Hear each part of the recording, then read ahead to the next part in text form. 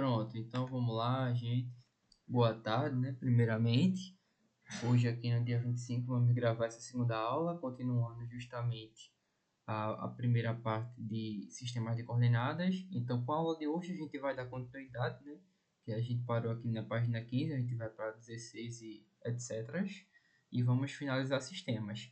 Então, como a gente viu antes, aqui na estrutura, nós vimos sistema cartesiano ou retangular, vimos o sistema polar e matriz de coordenada e agora vamos abordar alguns comportamentos básicos de como trabalhar com sistemas para introduzir coordenadas cilíndricas. Eu faço uma demonstração para a gente encontrar a coordenada esférica, falo sobre a coordenada de trajetória e nós acabamos. Beleza. Então, vou retomar para onde a gente estava, na página 15. Então, é o seguinte. Hoje a aula vai ser mais rápida, não vai ser tantas horas quanto foi da última vez. Então, eu vou ser mais sucinto, vou abordar tudo de uma maneira mais didática. E qualquer coisa, qualquer problema, vocês me avisem, tá certo? Essa aula vai ser publicada em pelo menos uns 3 dias, né? Se não for, depois eu vou estar organizando, porque geralmente sempre acontece algum problema no YouTube. Então, se eu não estiver publicando, hoje é dia 25, né? Se eu não estiver publicando no dia 26, ou 27, ou até 28 de novembro, aí vocês me avisem, entrem em contato, porque provavelmente aconteceu algum problema no YouTube. Isso já aconteceu no período passado, e é por conta de falhas na gravação, quando eu dou alguma pausa.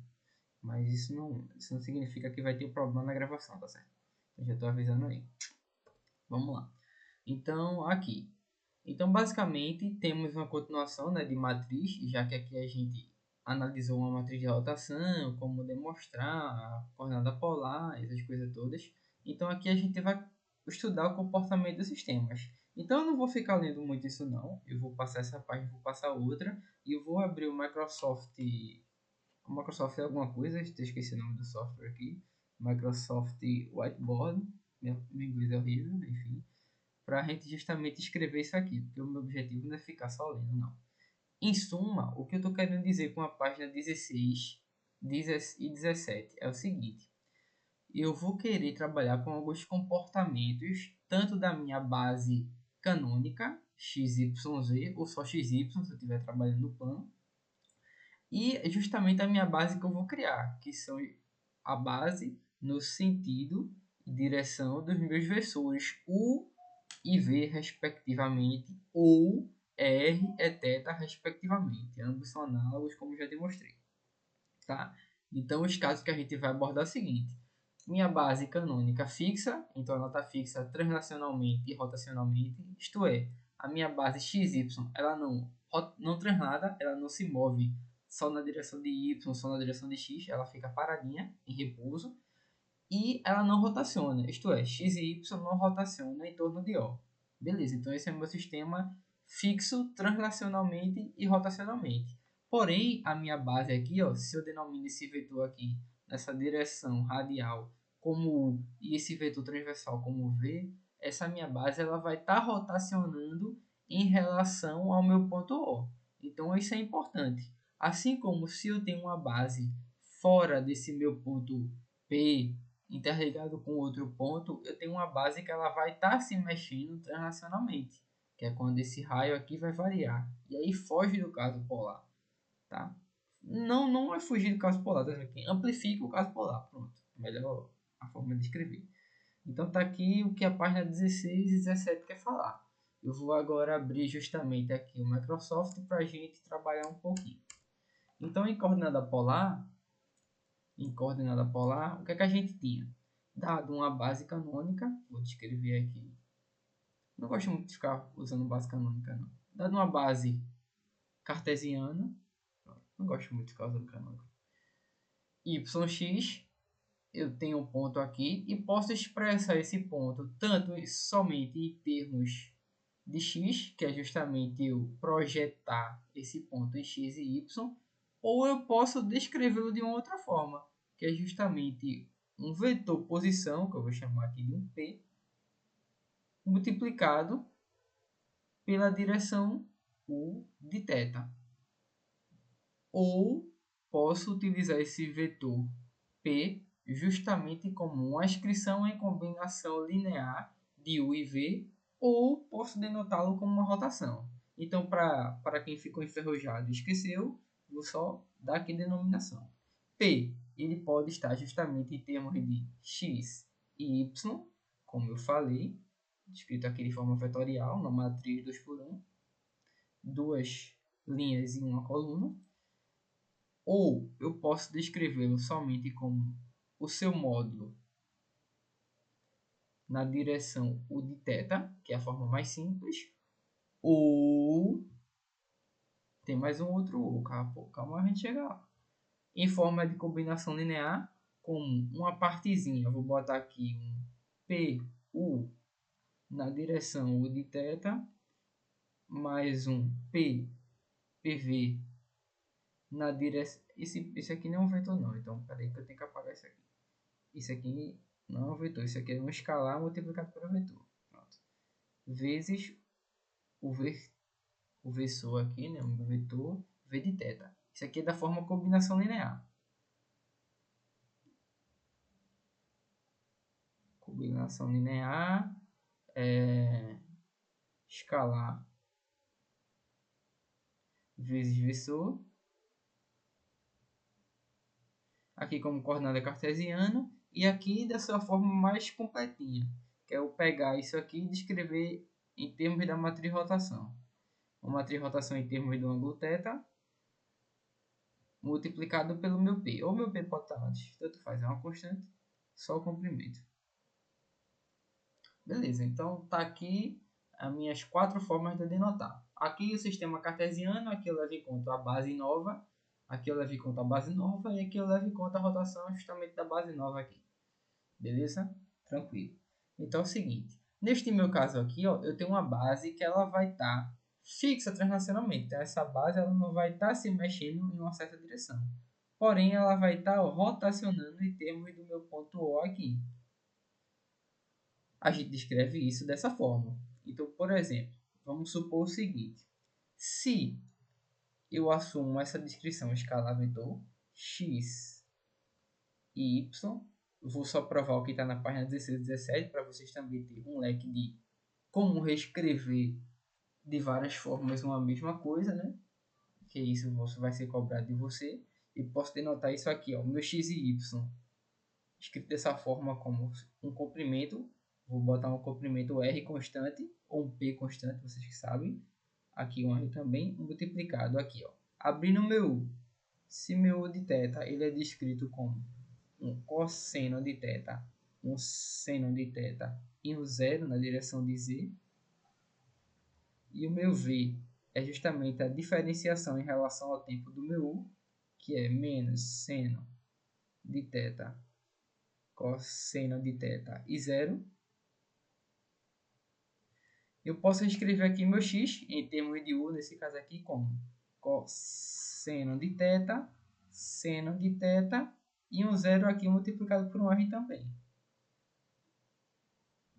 Então eu posso extrair meu R, que ele é uma constante, extrair ele para fora. E isso aqui está multiplicado justamente por cosseno de θ, seno de θ, zero. Tranquilo até aqui, não teve nenhum problema. Eu só estou reescrevendo isso aqui em termos da minha nova base, U e θ. U e V, desculpa. U e V. Tranquilo. Então o que é que eu estou querendo fazer? Só para vocês terem uma ciência, caso alguém tenha entendido. Eu vou chegar nessa forma aqui a partir de uma pressuposição. Seguinte. Vamos supor que eu tenho aqui uma rotação de ângulo θ, que justamente vai determinar essa minha direção nova. Porém, eu quero descobrir um novo P'. E esse meu P' ele está posicionado aqui. Está posicionado aqui. Esse aqui é o meu P'. Eu quero descobrir meu P'. E ele foi rotacionado em um ângulo, deixa eu ver aqui, um ângulo gama. Pronto, vamos trocar um ângulo aqui, um ângulo gama. Como eu faço isso? Justamente eu posso fazer dessa minha forma aqui. Meu P' ele vai ser justamente a minha descrição do meu vetor P anterior a partir dessa análise do meu ômega. Isto é, eu pego este animal aqui, este R vezes o meu U de θ, e vou somar agora a esse U de θ o meu ângulo gama. E para que eu estou fazendo isso? Porque dessa forma eu consigo estudar meus vetores, meus versores, tanto faz, x' e y', que foram rotacionados. Então, olha que coisa interessante. Como eu descrevo isso? Eu descrevo dessa seguinte forma. Eu pego o meu vetor agora aqui, cosseno de θ, seno de θ, e vou incrementar a minha rotação gama. Então, vamos ver o que, é que a gente obtém se a gente fizer dessa forma. Vamos lá. Então, aqui, ó, pegando essa equação, incrementando o ângulo gama, encontrando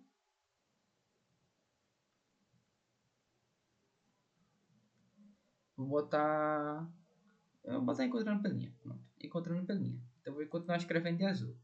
Para encontrar pelinha, vou justamente incluir agora aqui, ó, no meu R cosseno de θ, a minha rotação gama. Então, aqui agora é θ mais gama, onde está em pelinha. E, respectivamente, seno, θ mais gama. E o zero eu vou abstrair, porque eu não quero ficar trabalhando com zero, não. Mas vamos botar só para vocês verem como fica no modo geral. Porque depois, não, o que aconteceu com zero? Sumiu e tal. Vamos trabalhar. Então, tá aqui a minha coordenada atual. Essa aqui é a minha coordenada de pelinha. Beleza. Isso aqui, ó, cosseno de θ mais gama e seno de θ mais gama, nos lembra alguma propriedade. E que propriedade é essa? Esta daqui, ó. Seno de A mais B é igual ao que? Seno de A cosseno de B mais seno de B cosseno de A. Isto é, tem uma musiquinha para decorar aqui. Minha terra tem palmeiras onde canta sabiá. Seno de A. Aqui, ó. Seno de A cosseno de B mais seno de B cosseno de A. Se aqui for o mais, isso aqui é o mais. Se for o menos, isso aqui é o menos. Perfeito. Agora, para o cosseno é diferente. Para o cosseno é outra parada. Então, para o cosseno é cossa, cossa. Então, cosseno de A, cosseno de B. Cossa, cossa, senta, senta. Agora é diferente. Se lá tem o mais, agora é o menos. Senta, senta. Então, posso botar na mesma ordem, se eu desejar. Perfeito. Então, respectivamente, se aqui tem o menos, aqui é o mais. Pronto. Perfeito. Temos aqui as nossas propriedades trigonométricas. E vamos inserir isso aqui nessa equação daqui de cima. Isto é, vou até escrever menor para que eu consiga escrever aqui do lado. Eu acho que dá. Eu pego e diminuo mais um pouquinho o outro lá também. Vamos lá. Então, isso aqui, ó, é igual ao seguinte. A primeira equação vai ser, ó, cosseno de θ cosseno de gama menos seno de θ seno de gama. Perfeito. A outra expressão, que a pouco eu pego o R, é seno de θ. Vou escrever um pouquinho mais bonito, né? Aqui. Vamos lá.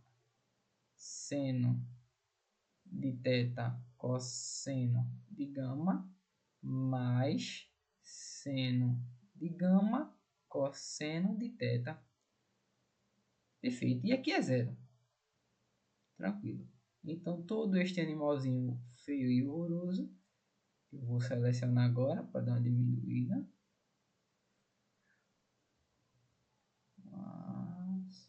Puxar um pouquinho mais para cá. Vai estar multiplicado pelo meu vetor, pelo meu escalar R. Pronto. Então, agora vamos expandir isso daqui. Expandir de que forma? Que tal a gente pensar nessa matriz aqui, porque isso aqui é uma matriz, é um vetor que tem 3 linhas e uma coluna, 3 linhas e uma coluna, e eu quero descrever isso aqui de uma outra forma. Eu quero descrever esse 3 linhas e uma coluna como um vetor 3 por 3 multiplicado por 3 por 1, que vai resultar isso aqui. Ou eu altero isso aqui. Posso botar um 2 e um 2, Vocês me entenderam. Então eu quero descrever dessa forma. Por quê? Porque eu quero chegar nessa expressão de rotação aqui para vocês observarem que nada é por acaso, tá? Então vamos observar aqui que todas as formas de eu descrever o meu pelinha para cada rotação, ele está incluído nessa equação, assim como está incluído nessa equação, assim como está incluído nessa equação, assim como está dentro dessa daqui também. Então da forma que eu escrevo não vai alterar. E por que está fazendo isso, Carlos? O que é que isso tem a ver com a dinâmica? Porque justamente a gente vai estar trabalhando com vários casos complicados às vezes, então essa sacada de que, poxa, eu tenho uma anotação antiga, mas ela também serve para um meu caso novo, de uma rotação ou de uma translação, justamente por um fator diferente, que é o quê? Eu incluí uma rotação a mais. Então veja que coisa interessante. Aqui eu tenho um peninha. Então vamos supor que eu quero estudar um caso, sei lá, de uma barra que ela rotacionou mais um pouquinho. Como é que eu faço? Eu vou mudar uma expressão, vou criar toda uma fórmula nova, vou ter que observar a componente horizontal, vertical? Não. Eu posso pegar a minha equação anterior. Pego aqui essa minha equação já velha e justamente incluo para o caso atual. Porque se ela consegue respeitar o meu caso anterior, ela tem que respeitar todos os movimentos para o ângulo de variação, que é justamente o meu ângulo θ, como eu defini a priori. Então, tudo isso vocês têm que ter essa expertise, né? Tem que ter essa noção, assim, de como trabalhar e etc. Então, vamos lá dar continuidade agora. Agora que eu percebi, a página não ficou nem aberta toda, né? Não, não, aqui embaixo ele não ocupa não. Coisa engraçada. Sabia disso não. Vamos lá, dar continuidade. Então aqui, ó, o que é que eu tenho? Justamente, eu vou descrever meu R, agora pela minha matriz 3x3, que eu vou querer, e tirar a minha matriz 3x1. Então, olha a sacada. Como vocês já estão observando que a rotação é em termos de θ, eu vou isolar na minha matriz 3x3 todos os termos de θ. Então, vamos fazer isso? Então, vamos pegar aqui o seguinte.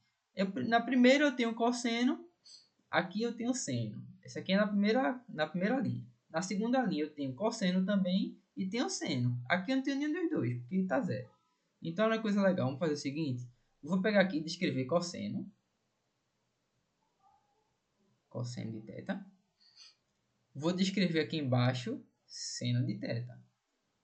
Por quê? Porque, por exemplo, deixa eu fechar aqui, significa que vai estar aqui, né, quando a reta for estabelecida. Se eu multiplico o meu cosseno por cosseno de gama, eu vou estar respeitando a primeira linha. Assim como se eu multiplico o meu seno por, cadê aqui? Por cosseno de gama, eu também vou estar respeitando essa primeira linha. Respectivamente, se eu ponho o seno de gama aqui e eu ponho aqui ao lado menos seno de θ e aqui ó, justamente o meu cosseno de θ, eu consigo respeitar essa outra linha. Porque vê, olha que coisa interessante aqui. Eu tenho aqui cosseno vezes cosseno de gama, me entrega esse termo.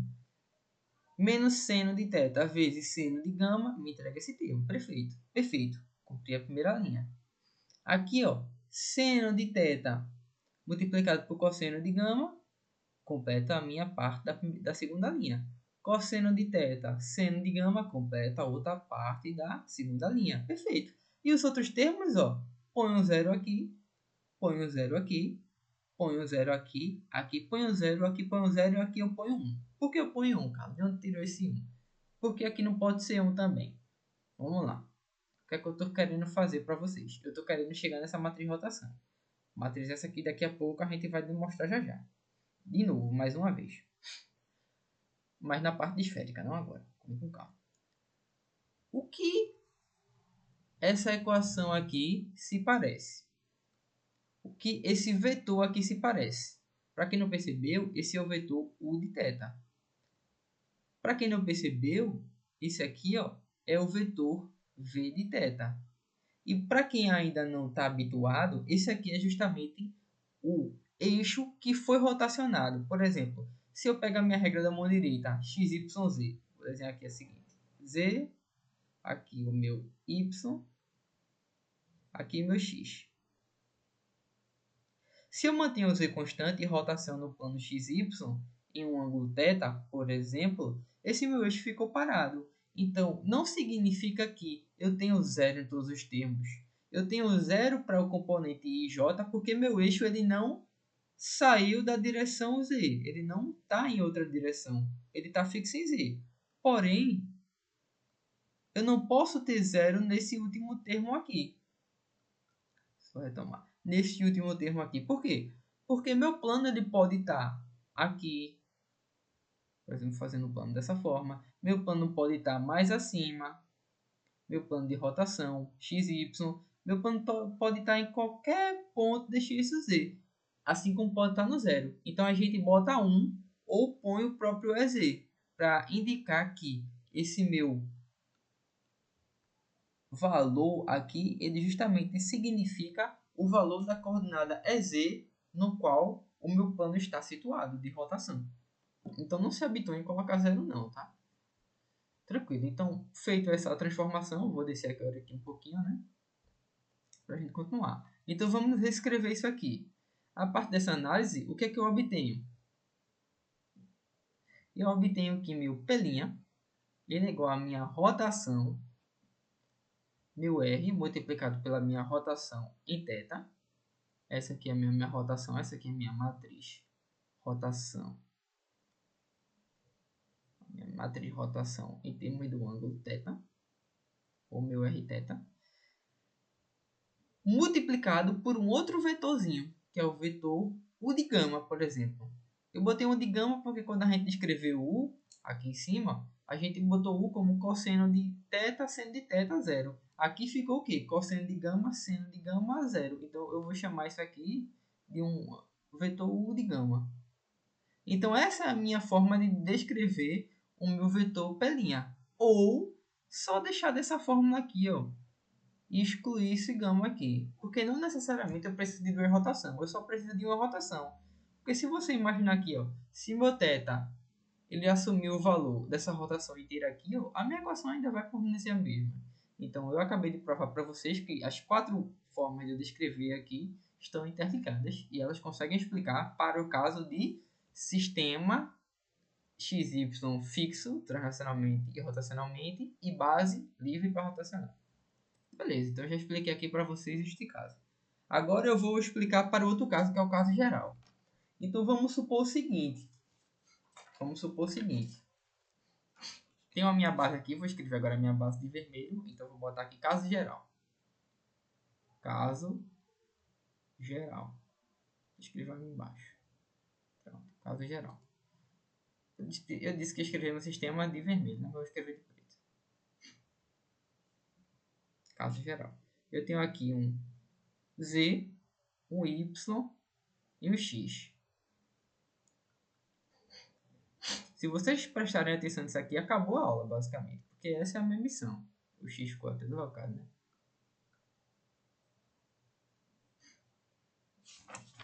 Pega esse tracinho aqui do X que eu não queria reescrever de novo.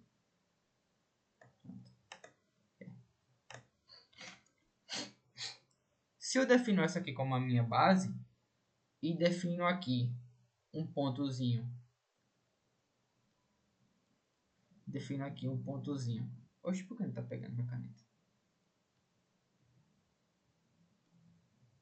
Estranho. Defino aqui um pontozinho e aqui outro pontozinho. Vou chamar aqui de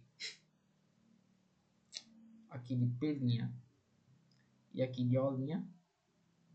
Descrevo aqui um vetor posição. Continuar com o preto.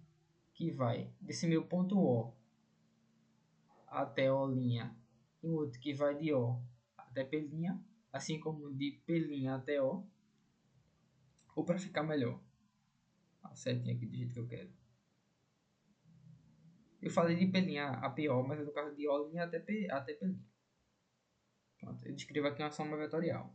Então eu tenho o seguinte, vou botar um Rzinho aqui, vou botar um Pzinho aqui e vou botar um P' aqui, por exemplo. P'. Olha que coisa interessante. O que esse caso diferencia dos outros? Diferencia da seguinte forma. Eu tenho duas bases, exceto a minha base XYZ. Por quê? Porque aqui, ó, eu tenho justamente uma componente que vai indicar este termo daqui uma componente transversal, ou melhor, descrevendo em outro termo cartesiano. Eu tenho aqui uma componente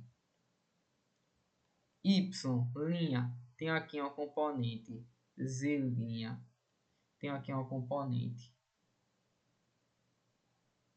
x', que ela vai se comportar de uma maneira diferente. Isto é, eu vou ter aqui uma relatividade, uma soma vetorial. Então, nesse caso aqui, ó, por exemplo, vamos partir do pressuposto que eu queira descrever meu ponto P, sendo o meu ponto P situado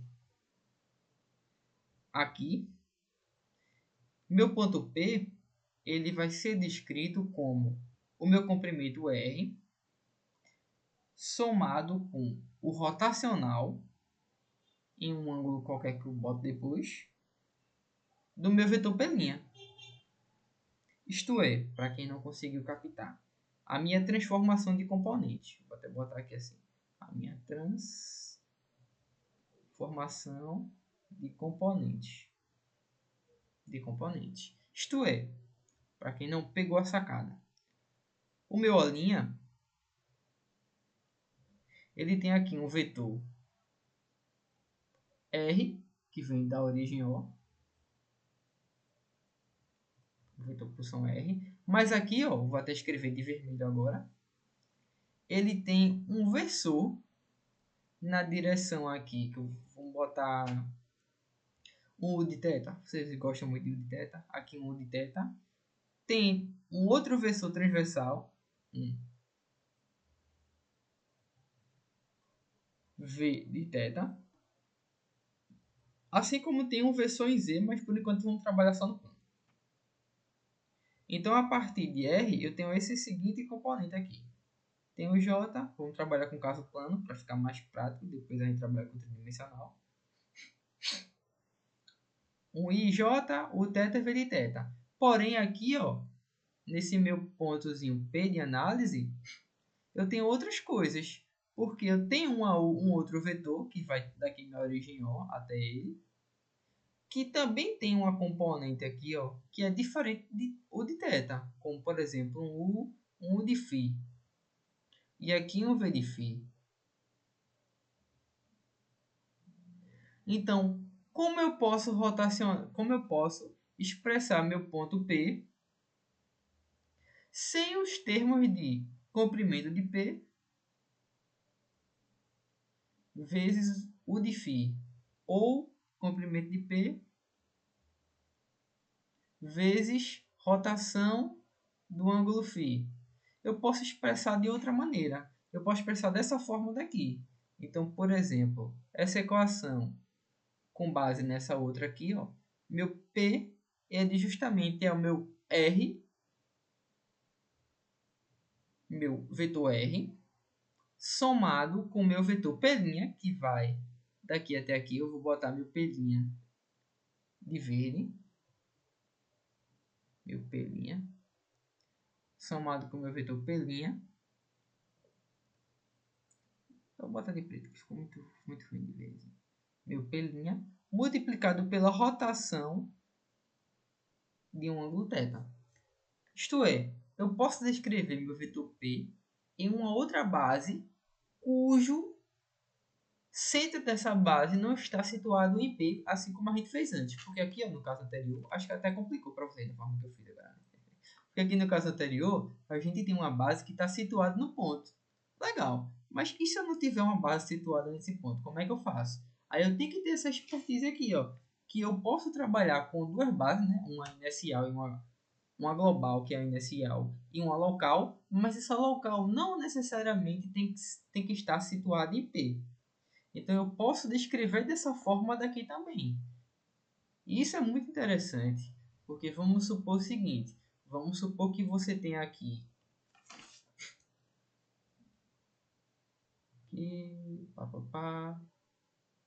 vamos supor que eu quero fazer um desenho de uma barra e porque eu não faço logo uma barra. Tá aqui uma barrazinha.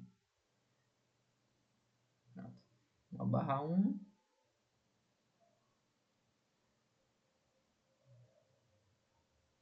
Uma barra 2.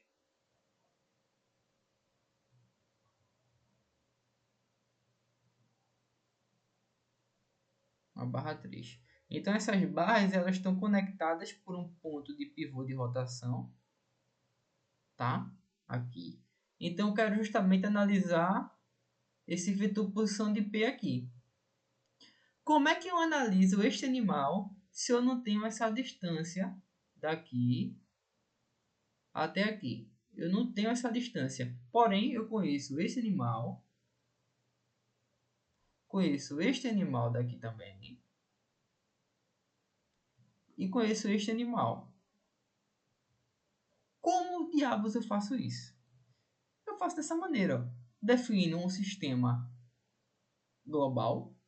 YZ, como a gente, YX, como a gente geralmente é habituado. Escolho um ângulo θ qualquer, cuja essa primeira barra está rotacionada.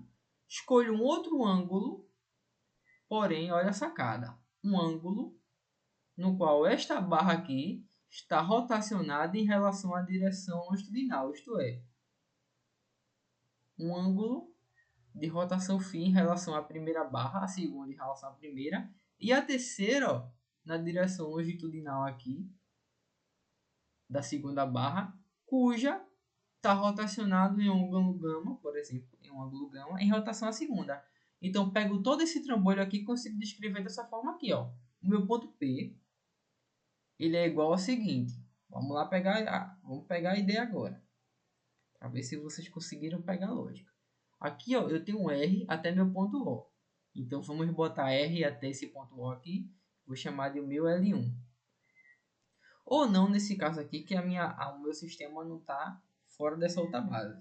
Então, justamente, posso trabalhar com o comprimento aqui L1, multiplicado pela rotação em θ,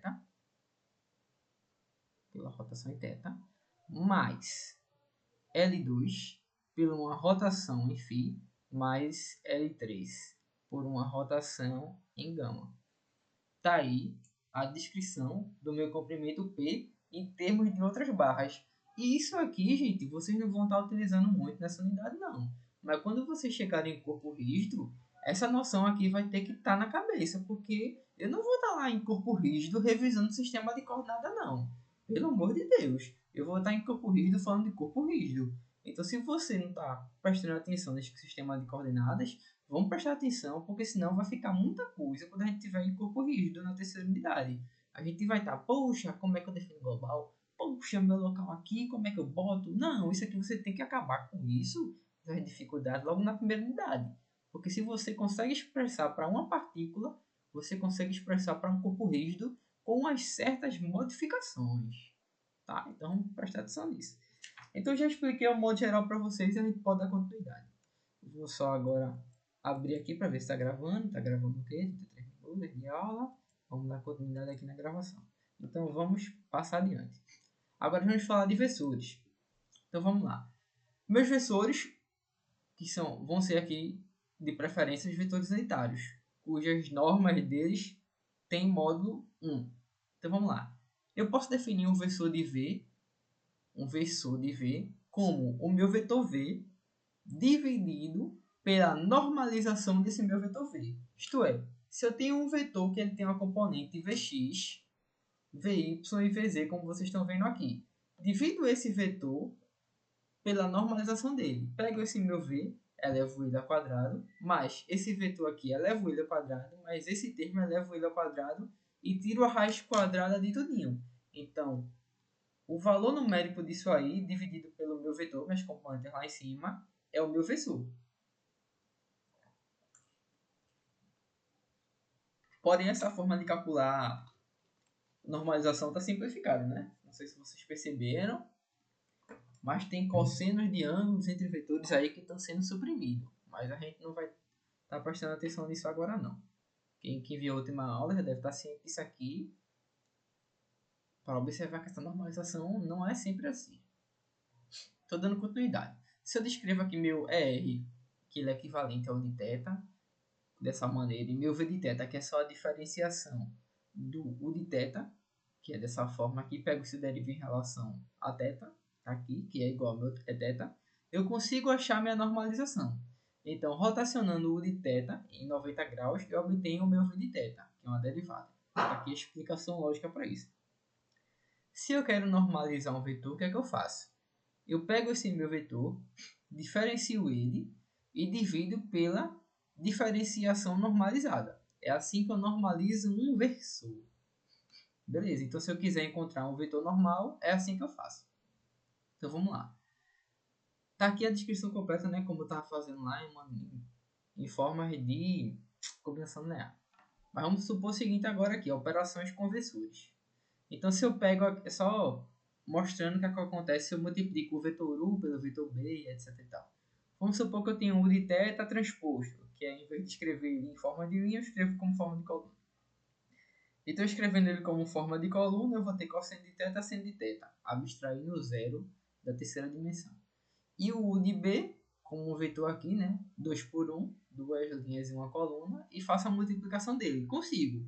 Por quê? 1 por 2 multiplicado por 2 por 1 é igual a 1 por 1, que é um escalar. Então, tá aqui, é o resultado de dois versores, um transposto e um em forma de linha, é igual a um escalar. Perfeito. Agora aqui, ó, eu tenho um vetor em forma de coluna e um vetor em forma de linha. Isso também consegue me gerar um outro valor que é um escalar. Então está aqui a multiplicação, etc. Só para a gente lembrar de um pouquinho daquelas propriedades de matrizes aplicadas a versores. Mas enfim. Agora vamos para a cereja do bolo, que é funções vetoriais. É justamente o seguinte. Para coordenadas de trajetória, você trabalha com isso indiretamente. Você faz, mas sem perceber o que está fazendo, porque a fórmula já está pronta. Então vamos só dar uma pincelada aqui, é o seguinte. Pressupondo que eu tenha uma função que descreve um movimento qualquer, como eu descrevi nessa curva aleatória aqui, ó, eu quero encontrar o vetor tangente e o versor, presta atenção, vetor e versor é diferente. Quero encontrar o versor, que vai determinar a direção e sentido, e o vetor, que vai ser um escalar multiplicado por esse versor, dessa minha curva. Como é que eu faço? Simples. Derivada, minha gente, é um problema de tangente. Então, se eu derivo a minha curva, eu encontro o quê?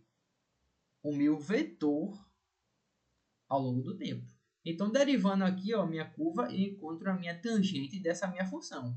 Então, só derivar a minha função de curva, eu encontro o meu vetor tangente. Porém, não basta só derivar a função do ponto para obtê-lo. Porque se eu quero o meu versor, eu tenho que normalizar. Então, esse aqui é meu vetor. Tá aqui meu vetor. Mas eu quero o meu versor. Eu quero a direção e o sentido. Então, aqui, ó. Pego essa minha derivada e divido pela normalização dela. Perfeito. Feito isso, eu encontro o meu vetor tangente unitário. Perfeito. Basta derivar a função no ponto e dividir pela norma dela. Perfeito. Só fazer isso e encontro o meu versor. Agora você quer encontrar a direção normal. Então você quer a direção normal nesse ponto e quer o vetor normal. Como você faz para encontrar o vetor normal? Você deriva o seu versor. Então, pegando o seu versor e derivando ele em relação ao tempo, você consegue encontrar a sua norma. Então, basta pegar o vetor e derivá-lo. Então, pega o vetor, o versor tangente na posição e deriva. Logo, eu tenho o meu vetor normal. Perfeito. Porém, se eu quero o meu versor, eu botei vetor aqui e vetor, né? Mas isso aqui é para ser versor, isso aqui é um versor. Então, se eu pego o meu versor e quero descobri-lo, é só pegar minha derivada do versor tangente e dividir pela normalização da derivada do versor tangente. Perfeito. Então eu já encontro tudo que eu quero. Ficou muito confuso? Ficou. Então vamos praticar agora? Com a prática a gente vai conseguir fazer o que eu falei de modo simplificado. Então tá aqui a prática. Mas vamos fazer lá no Microsoft. Pronto. Vou fazer aqui mais abaixo. Lógica de versor. Por que eu estou fazendo isso? Porque algumas vezes você pode trabalhar com versores que vai lhe ajudar pra cacete. Então vamos lá. Supondo que eu tenho aquela posição ali, né, que eu decorei ela, meu P é justamente igual a função vetorial de menos 2. Para quem viu o cálculo 2 direto, né, era bem assim que a gente faz os cálculos. Como não vejo há um tempão, tô só avisando aqui, porque às vezes é difícil de sacar isso. Aqui eu botar um cosseno, né, como tava lá. Cosseno cosseno de t... Espera, me atrapalhei. Cosseno seno. Depois disso tem decorado, né? Pega assim no flag. Pronto. Menos 2. Acho que aqui é só 2. Cosseno de t. Aqui, ó. É justamente meu 2 seno de t. E aqui um t. Que é um mais. E aqui não é ponto e vírgula não. Aqui só é vírgula. Que isso aqui é uma linha toda completa. Ou uma coluna toda. Perfeito. Então essa aqui é a minha função. Ela vai determinar uma curva qualquer aleatória. Vou fazer aqui um desenho aleatório, não indicando a veracidade da curva. Tá aqui um movimento aleatório, enfim lá, beleza? Tá aqui, esse é o meu PNT. Quero encontrar o meu vetor tangente. Quem é o meu vetor tangente? Porcaria a descrição, então eu vou melhorar na próxima vez. Meu vetor tangente, ele justamente é a minha diferenciação em relação ao tempo do meu vetor espaço. Vamos lá agora diferenciar. Isso aqui, ó, vai ser igual a menos 2 seno de t. Aqui vou derivar isso aqui agora. 2 cosseno de t e ali a outra vai ser 1. Pronto, esse é meu vetor tangente. Mas agora eu quero o meu versor. Vou fazer aqui. Meu versor tangente. Que é o meu versor tangente? Meu versor tangente, o meu ETG, é justamente o meu PT ponto dividido pela normalização do meu vetor PT ponto. Perfeito. Vamos obter isso agora? Vamos. Vamos fazer a normalização. A normalização é a seguinte. É menos 2 seno de t ao quadrado mais 2 cosseno de t ao quadrado mais 1 ao quadrado. Isso aqui, dentro da raiz, é a minha norma.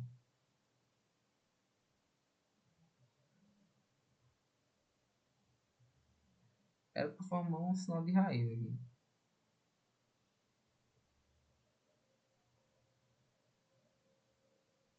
Então, tá aqui a minha raiz.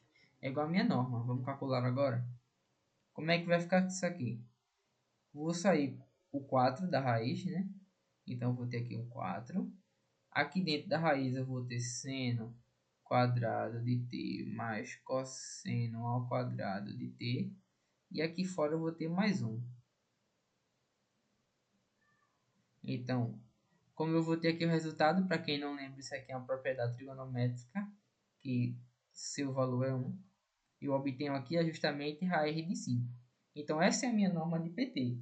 Portanto, o meu versor ele é igual a menos 2 seno de t dividido por raiz de 5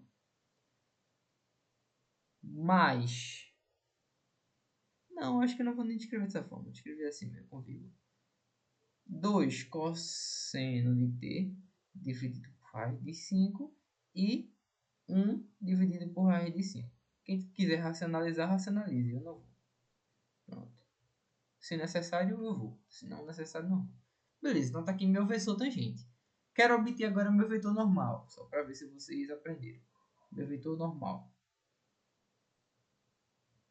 Então, meu vetor normal ele vai ser obtido dessa seguinte maneira. Eu vou pegar aqui meu tangente e vou diferenciá-lo em relação ao tempo. Esse aqui vai ser meu vetor normal. Isso aqui vai ser o seguinte. A derivada ali de seno de θ cosseno. Então, menos 2 raiz de 5 cosseno de t, vírgula. Lá no outro termo eu tenho 2, só que Derivada de cosseno é seno, então menos 2 raiz de 5 seno de t. Ali eu tenho zero, porque derivada de constante, né, é zero. Então, tranquilo, montei aqui a minha derivada. Quero encontrar agora o meu versor normal.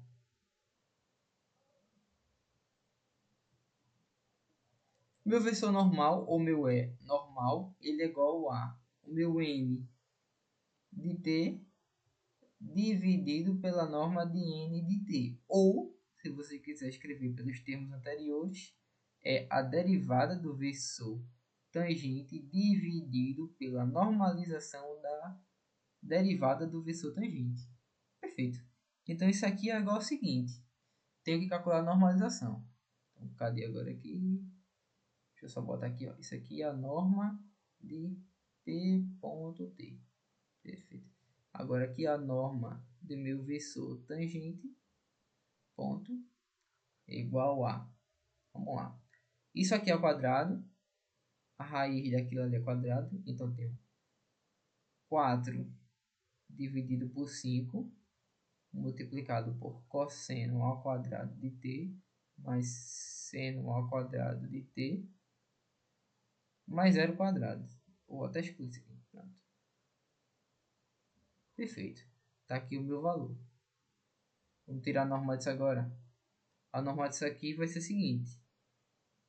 Raiz de 2 quintos vezes 2. Na verdade, eu estou errado aqui. Falhas técnicas. 1 quinto, 2 vezes 1 quinto. Mas é melhor fazer o seguinte. Eu não gosto de trabalhar dessa forma. É melhor deixar do jeito mais bonitinho. 4 5 avos dentro da raiz. Muito melhor. Ou, para quem quer, né? 2 raiz de 5. Tanto faz, dá na mesma porcaria.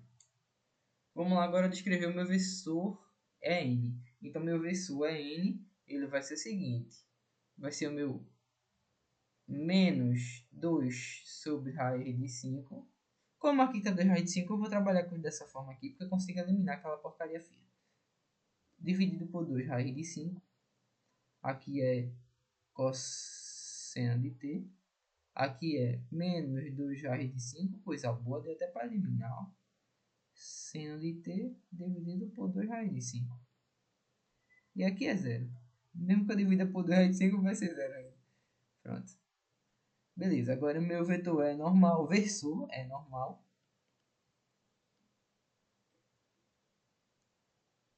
Estou abstraindo aqui os sinais, né? Mas tem que trazer. Tá tudo aqui. Então aqui, ó. Aqui, meu versor, ele é igual a... Isso aqui vai cortar, então vai ficar menos cosseno de t menos seno de t, zero. Pronto. Esse é o meu versor normal. Então, viram como é interessante a gente trabalhar também dessa maneira? A gente tem um arsenal maior. Então, vocês já viram tudo. Então, para quem ficou nervoso, calma aí, que esse agora é um momento de reflexão, né? Então, vamos beber aguinha, vamos relaxar.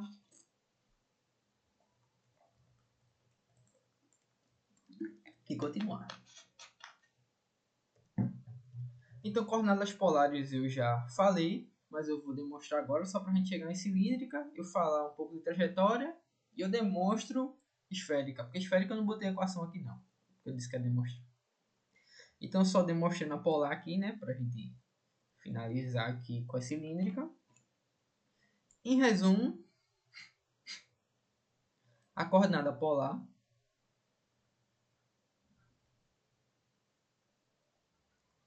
ela tem a sua posição descrita como o R, como você já tem várias maneiras de descrever, multiplicado pela rotação em termos de θ ou uma relação de descrição dessa maneira, R U de θ. Perfeito. Eu vou pegar essa primeira equação aqui que é mais interessante trabalhar com ela. Quero descrever a minha velocidade. Como é que eu faço? Simples. A minha velocidade, meu R ponto, ele é igual partindo dessa equação daqui, ele é igual a derivada de R, aplicando agora a regra do produto, tá? Para quem está entendendo. Vou derivar a minha função em relação ao tempo. Então, f, só para ver isso aqui. Aplicando a regra do produto, eu tenho aqui, ó, f g' mais gf'. Vou botar a regra do quociente, embora eu não vou usar, mas para vocês lembrarem também. G f' menos f g' sobre g quadrado. Estou botando aqui só para relembrar, mas a gente vai usar do quociente. Aplicando a regra do produto, né? Eu posso ter um R variável em relação ao tempo. Então, R ponto U de θ somado com o meu R constante pela derivada do U de θ em relação ao tempo. Então, para quem não está habituado, a diferenciação do U de θ em relação ao tempo, ela ocorre dessa maneira aqui. D dt de cosseno de θ, seno de θ, zero. A gente geralmente abstrai o zero, né? Mas eu sempre às vezes tenho que trazer para vocês perceberem que não só é cosseno em i, seno em j, mas tem o zero em z. Isso aqui é o seguinte, derivo esse termo, porém tem que lembrar que o θ ele é uma variável em relação do tempo. Então eu derivo o argumento de fora e o argumento de dentro. Traduzindo, derivada da cadeia. Isto é, dy dx é igual a derivada de y em relação a um du que eu quero, multiplicado pelo meu du, dividido pelo meu dx. Isto é, para o caso de cá, é o meu cosseno de θ diferenciado em termos de θ, depois de θ diferenciado em relação ao tempo. Tá? Para quem não pegou essa sacada disso daqui. Então, dando continuidade, eu tenho menos seno de θ vezes θ ponto, cosseno de θ, θ ponto, e aqui eu tenho zero. Puxando para fora, eu tenho θ ponto multiplicado por quem? V de θ. Para quem não percebeu, isso aqui é o V de θ. Então, ó, meu R, a minha velocidade, é igual ao seguinte. R ponto U de θ mais R θ ponto V de θ. Perfeito. Tá aqui minha velocidade. Quero a minha aceleração. A minha aceleração ela vai ser diferente. Eu vou aplicar a regra do produto novamente. Porém, aqui ó, a derivada no meu dv dt tem que ser levada em conta. Então vamos derivar logo só para a gente não se perder. Então aqui ó, o meu dv dt é quem? A derivada desse animal aqui ó, é dt menos seno de θ cosseno de θ, zero. Isso aqui vai ser igual ao seguinte. Aplicar a regra da cadeia novamente. Então aqui eu tenho menos cosseno de θ vezes θ ponto. Menos seno de θ vezes θ ponto. Zero. Para quem observou, isso aqui é um menos e um θ. Posso puxar para fora. Menos θ. Se eu puxo para fora o menos θ, fica um cosseno de θ seno de θ. Quem é isso aqui? U. Perfeito. Então vamos lá agora aplicar a regra do produto. Aplicando a regra do produto desse primeiro termo, eu tenho o seguinte. R dos pontos na direção U de θ mais... Tô só fazendo de novo que eu já fiz antes, né? Mas só para revisar, é para eu escrever cilíndrica. Mais R ponto derivada de U de θ. θ ponto V de θ. Fecha aqui. Mais, agora vem a derivada desse termo. R ponto θ ponto V v de θ. Não se assustem, tá? Porque é uma regra do produto tripla. Geralmente vocês fazem 2 a 2, mas essa é tripla. Mais, isso é o R constante, agora o θ ponto varia. Θ 2 pontos, v de θ. Mais, aí vem outro agora. R, θ ponto, derivada do v de θ, menos θ ponto, o de θ. Perfeito. Reescrevendo, eu tenho o seguinte. Em termos de U, R 2 pontos menos R θ ponto quadrado. Em termos de U de θ. Em termos de V de θ, 2 vezes R ponto θ ponto, porque eu tenho 2 vezes desse R aqui, mais R θ dos pontos. Acabou. Como é que eu descrevo a minha coordenada cilíndrica?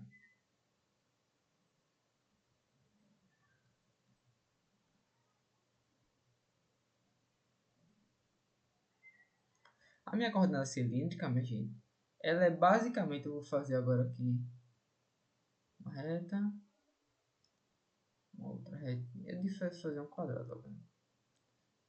Espera aí. Eba, ficou um quadrado muito legal não, mas tudo bem. Faz o seguinte aqui. Não sei se ele identifica isso como uma curva. Não, identifica não.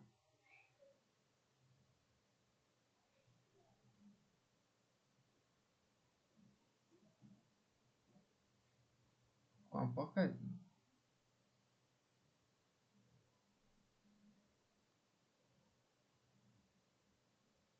Tá.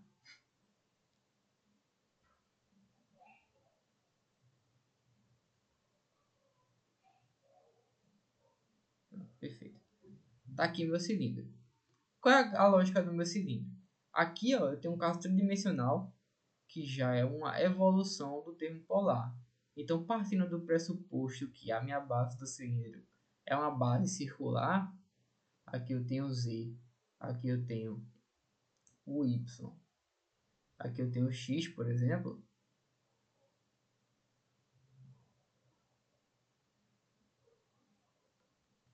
Eu tenho X, eu tenho vários mini circunferências. Então é como se essa circunferência aqui ela estivesse subindo em um ângulo Z, isto é, formando uma espiral.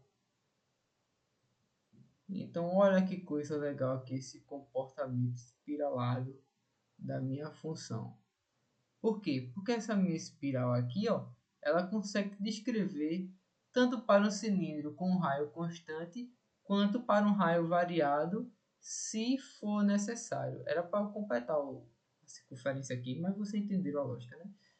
Então, se eu tenho um raio que varia, basicamente eu tenho a descrição de quase um objeto cônico, se vocês perceberam. Então vai ser coordenadas cônicas. Mas se eu tenho um raio que é constante, eu tenho coordenadas cilíndricas. Beleza? Então vamos lá. Como eu descrevo aqui a minha posição? A minha posição, gente, ela vai ser equivalente à da polar, assim como a velocidade e a aceleração vai ser a mesma. A diferença agora é que eu tenho o termo de z, ou seja, eu tenho o termo aqui ó, de k. Então é uma coisa legal. Meu deslocamento.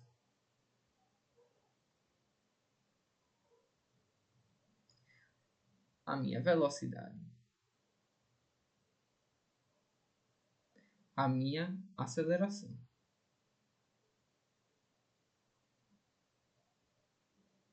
Dois pontos, dois pontos, dois pontos.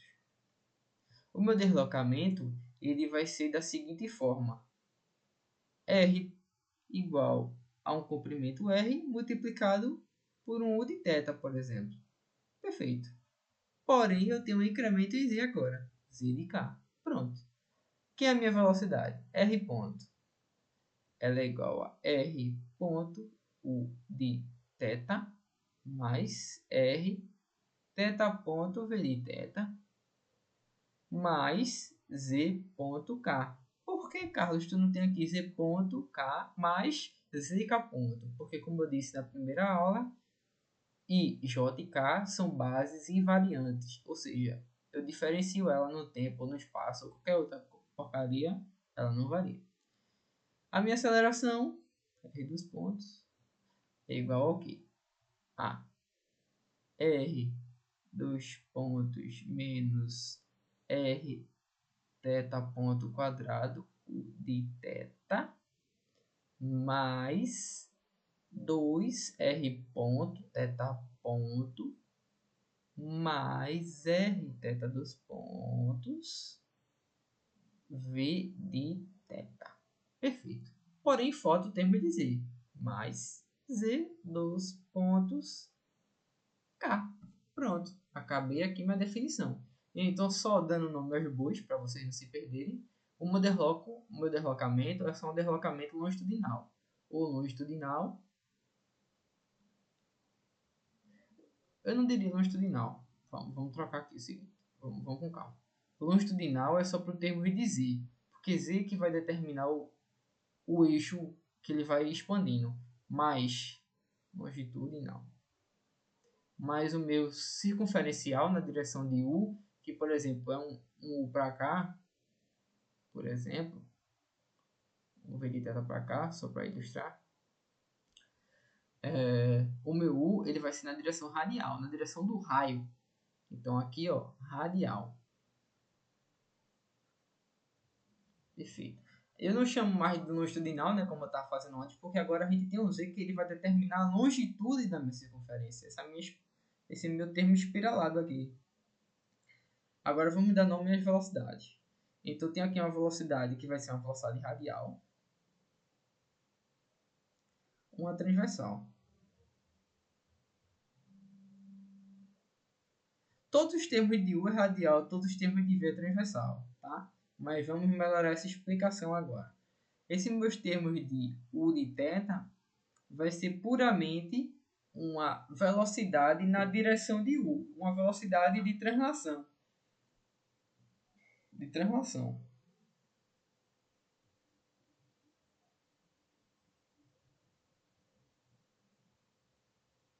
Já esse meu V aqui, ó, ele vai ser uma velocidade nos termos angulares, porque Rθ aqui, ó, para quem não se ligou lá da escolinha, ó, como é que eu encontro a velocidade em termos linear para polar? V é igual a bundinha rebolando, ômega R, isto é, θ.r, ou seja, essa aqui é a minha velocidade linear, porém, em termos de V, a gente pode, se eu quiser reescrevê-la como em termos de velocidade angular.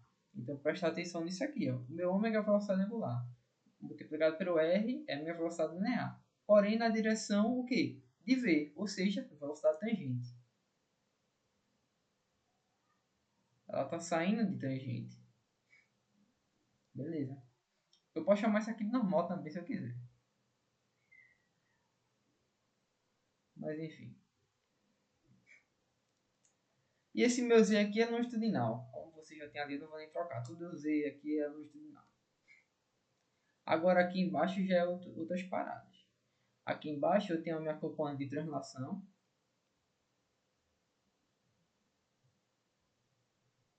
Que ela vai aumentar na direção de U. Aqui eu tenho centrípeta. Pelo amor de Deus, não fale em centrífuga. Que coisa feia. Centrífuga, minha gente. Eu vou até... Não vou nem pesquisar agora, porque aí eu vou estar mostrando demais. Mas centrífuga, ela é uma máquina que é utilizada justamente na área de saúde para vocês separar os glóbulos vermelhos e glóbulos brancos. Eu falei branco, olha que maravilha. Para separar os glóbulos brancos e vermelhos. Então ela vai fazer isso. Você vai botar lá em uma amostrazinha, um recipiente, não vou falar o termo técnico do recipiente, enfim, e ela vai começar a rotacionar. Então isso vai fazer com que as diferentes densidades separem esses glóbulos. Então isso é uma máquina centrífuga. Mas pelo amor de Deus, não chame de aceleração centrífuga. Isso é muito feio. Por quê? Porque quando o cidadão que chama de centrífuga, isso aqui, ó, ele só está querendo botar um positivo aqui, por isso que ele fala centrífuga. Mas minha gente, Quando eu quero referenciar algo que não está na minha direção, é justamente você parar para pensar o que significa. Em forças, você vai prestar atenção no seguinte. Vamos supor que você tem uma pedra amarrada numa corda. Vou dar um spoiler aqui. E aqui está um ponto de rotação. Então esse ponto é a sua mão. Você está aqui balançando essa pedra e está formando essa circunferência. Beleza. Por que essa pedra que ela não sai desse eixo circular? Porque tu tem uma atração que está justamente partindo do pressuposto aqui desse ponto. Ela está puxando o ponto assim como ela está puxando a tua pedra. Porém, o que faz a pedra não sair do lugar é justamente a força centrípeta. A gente chama de força centrífuga a reação que dá a partir de um corpo de sentir uma força. Isso é nada mais do que a terceira lei de Newton, gente. Então, por favor, não vamos chamar de centrífuga. Centrífuga é só uma consequência da terceira lei de Newton. E não de uma aceleração. Então, estou dando um spoiler. Vou botar até aqui, ó. Centrífuga não.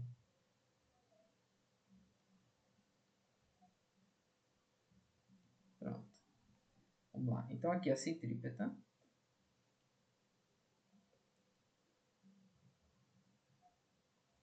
Isso aqui é Coriolis. E isso aqui é angular.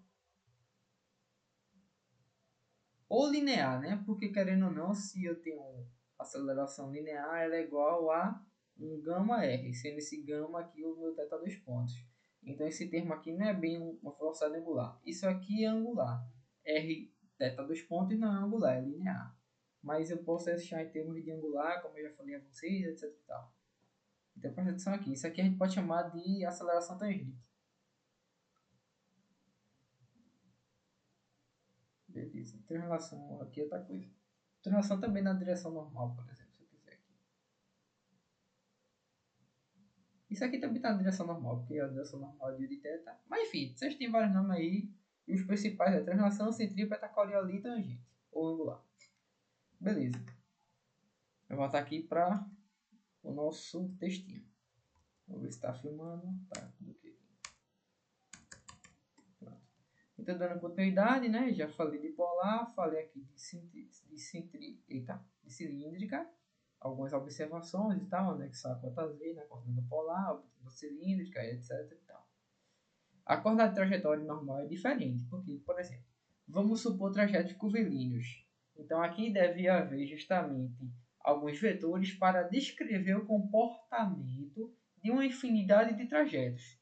Então, esse aqui é o comportamento. Dado uma curva aleatória, eu tenho um versor E tangente e E normal que vão conseguir descrever esse movimento ao longo do trajeto. Então, essa é a minha coordenada de trajetória. Então, a coordenada de trajetória ela tem algumas distinções. Quando eu vou começar a descrevê-la, eu não preciso começar o deslocamento. Não significa que eu não deva começar. Eu não preciso. Por quê? Porque, em geral, a coordenada de trajetória, eu posso descrever a velocidade em termos de R e velocidade angular. Porque essa aqui é a minha velocidade tangente. Então, se eu diferencio isso aqui, eu obtenho a minha aceleração, que ela é uma componente tangente e uma componente normal. Sendo essa componente normal a minha componente de aceleração centrípeta. E eu ainda consigo obter o raio de curvatura da curva no qual eu estou situado, sendo y a função de curvatura que eu tenho. Aí agora vocês, meu Deus, e tal, como é que eu faço isso, etc. Simples. Vou mostrar aqui uma coisa para vocês. Vão perceber o seguinte. Vou pegar essa equação daqui.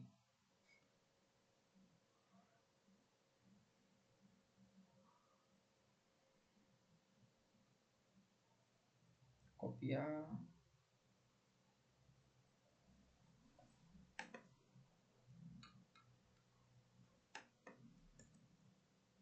Ctrl V, acho que cola. Colou perfeito, nem queria. Pronto, vou descer aqui um pouquinho agora. Deixa eu só parar aqui na travadinha, né? Pra ver se acontece. Tá, vamos lá. Vou apagar isso. Apagar isso. Apagar isso. Apagar isso daqui também. Apagar isso daqui. Apagar esse 2 também que tá feio. Piorou mais ainda. Porcaria. Pronto, melhorou. Vamos lá. Deixa eu excluir isso aqui também que eu não quero saber. Eu quero saber de coordenada cilíndrica. Eu vou começar de coordenada polar. Então, veja que coisa interessante. O que é um movimento de trajetória? Dado uma curva aleatória qualquer, também vamos ajudar aqui, né, cara? Dado uma curva aleatória qualquer, sendo essa curva constituída de várias curvaturas circulares, não necessariamente esse comportamento vai se manter. Então, basicamente, é uma infinidade de curvas. Eu posso ter algo dessa maneira aqui. Por exemplo, uma curva qualquer, cujo aqui eu tenho um raio, depois aqui troca. Eu tenho outro raio, depois aqui troca. Tem outro raio, depois aqui troca. Tem outro raio. Então, em cada ponto, eu não necessariamente preciso ter o mesmo raio. Eu posso ter raios diferentes. É isso que eu estou querendo dizer. E aqui é a sacada da questão. Cada raio diferente é uma equação diferente de coordenada de trajetória. Essa aqui é a parte interessante. Vamos lá. Então, está aqui o meu deslocamento, velocidade e aceleração. A partir dessa equação, o que acontece se eu manter meu raio constante? Eu entro no meu movimento de trajetória para movimentos de raio constante. Então, automaticamente, este termo e este termo aqui são zeros. Então, olha que coisa interessante. É por isso que eu disse a vocês.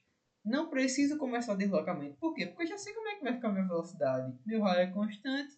Então, se meu raio é constante, para mim a velocidade de trajetória, eu só tenho esse termo aqui, que é justamente o quê? É a minha componente v na direção tangente. Então, essa é a analogia do meu sistema de coordenada de trajetória. Respectivamente para cá. Esse meu termo aqui, ó, é a minha aceleração centrípeta. Vamos reescrever isso aqui, ó. Aceleração linear é igual a r θ, 2 pontos. Vamos lá. Vamos corrigir isso aqui agora. Aceleração linear é dessa maneira. Se eu quero obter minha aceleração angular, o que é que eu faço? Θ, 2 pontos, é igual a minha aceleração linear sobre meu raio. Beleza. Vamos partir pelo VR da centrípeta agora. Olha que coisa interessante. Eu tenho aqui o seguinte, a minha velocidade, que é igual a θ ponto vezes R. Perfeito? Perfeito. Então, como eu consigo obter a minha equação de velocidade, ou melhor, de aceleração centrípeta? Vamos lá. A aceleração centrípeta, lá na escolinha, a gente utilizava ela como velocidade ao quadrado sobre o raio.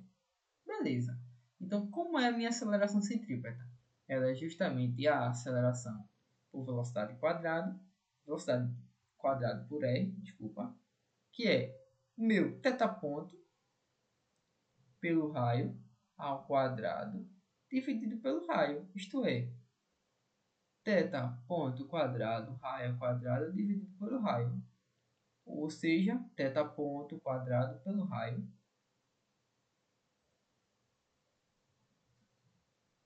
E o que eu estou querendo dizer com essas simples expressões, para quem não entendeu? A minha coordenada trajetória ela vai se basear em dois componentes, normal e tangente. Sendo a minha normal a minha componente por u de θ, este termo daqui. Então, este termo aqui, ó, menos r θ ponto u de θ, é equivalente ao meu termo v normal na direção normal. E esse meu termo aqui é a minha componente de aceleração v ponto na direção tangente. Por quê? Porque a gente começa descrevendo dessa forma aqui. A gente começa descrevendo pela tangente e depois pela normal. Essa é uma maneira de estudar o movimento de trajetória. Porém, você não precisa não, sendo bem sincero. Ela é só uma consequência da polar. Se você só quiser trabalhar com a polar, você só trabalha com a polar. Para todos os casos. Se você quiser trabalhar com a trajetória, trabalhe com a trajetória. ela só existe porque ela é uma simplificação. Então eu consigo simplificar problemas que parecem ser bem complexos por essa simples expressão aqui. Tá? Então essa aqui é a minha coordenada de trajetória.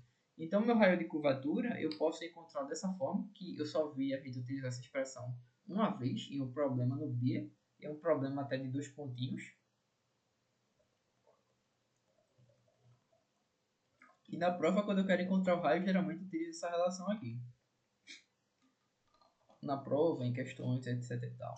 Então tem várias outras maneiras que eu denotei aqui embaixo de encontrar, né? Eita, calma que não acabou não. De encontrar isso aqui. Beleza? Então essa é a coordenada trajetória. Eu não falo muito sobre ela não, porque não tem muito o que falar não. Para mim ela é bem intuitiva, porque ela é uma consequência da polar. Então eu não me preocupo tanto com ela, tá certo? Beleza. Mas agora vamos estudar o caso que eu quero para a gente finalizar toda a parte de sistemas. E na próxima aula, aula do dia... Deixa eu olhar aqui no calendário, né? Dia 25, aula do dia 2. A gente justamente continuar com cinemática. Aí a gente já aborda outros quesitos. Beleza? Então vamos lá. É o seguinte aqui. Deixa eu ver quanto está em hora de aula. 16, a gente vai acabar logo rapidinho. Então eu vou demonstrar a coordenada esférica para vocês agora. Então qual é o objetivo da coordenada esférica? Coordenada esférica.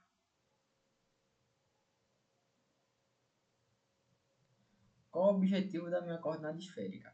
Eu consegui descrever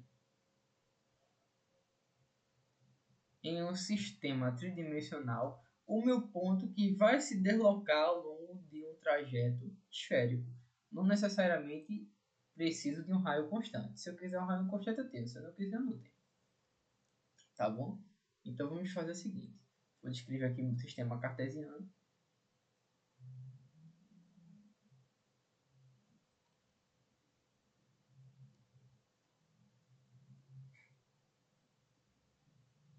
X, Y, Z. Escrever meu ponto P. Escrever aqui um vetor que vai dar origem até P. Vou chamar aqui o vetor de P'. Beleza. Faz o seguinte agora. Esse meu P, ele está localizado dentro de uma cascata esférica. Então aqui basicamente eu tenho um corpo esférico. Deixa eu desenhar isso melhor.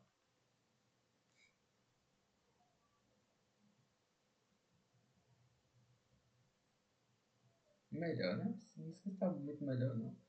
Aqui, e por exemplo, aqui ó, ele está numa esfera que também liga para um ponto de K. E aqui eu tenho um comportamento esférico dessa forma. Tá? Então se eu quisesse fechar, tem uma esfera mais ou menos assim. Se é que vocês me entenderam. Para ficar melhor, deixa eu fazer dessa forma.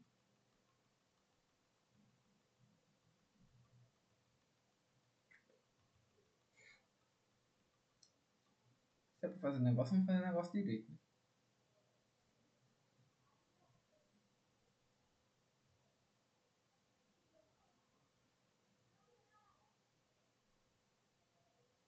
Tá mais ou menos legal.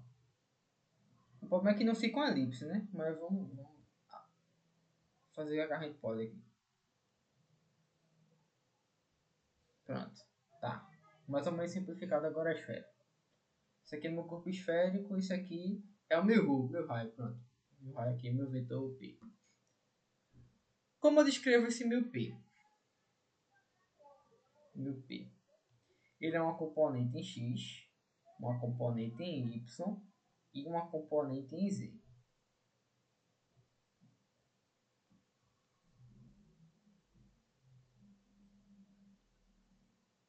Mas e agora? Como eu consigo expressar esse meu vetor em termos desse componente? E aí? Alguém tem uma ideia? Então vamos lá, né? Quero que vocês pensem dessa seguinte forma. Meu P, ele pode ser tratado em dois planos. Ele pode ser tratado em um plano só XY, isto é, eu consigo tratar em um ponto aqui X e um componente em Y. um x' qualquer, um x1 aqui, um y qualquer aqui. Assim como consigo também tratar no meu plano XZ, se eu estendo isso aqui para o XZ, por exemplo, sendo esse x aqui vinculado com o meu x', com o z1 e com o x', assim como também posso estendê-lo para o meu plano, o quê? Y, Z. Era para formar um cubozinho, né? Mas eu estou desenho. Eu posso tratar dessas duas formas. E é assim que a gente vai tratar o sistema. Por quê? Em relação ao plano aqui, ó, eu vou até marcar de azul, como eu estava trabalhando aqui. Em relação ao meu plano XY, eu tenho uma variação de ângulo, θ. Assim como em relação ao meu plano XZ ou YZ, eu tenho outra variação de ângulo, que é uma variação de ângulo alfa. Então, para quem não conseguiu visualizar tridimensionalmente, vou fazer o caso mais simples agora.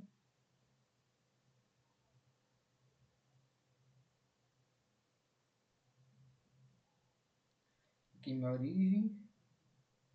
Trago aqui a projeção no plano XY.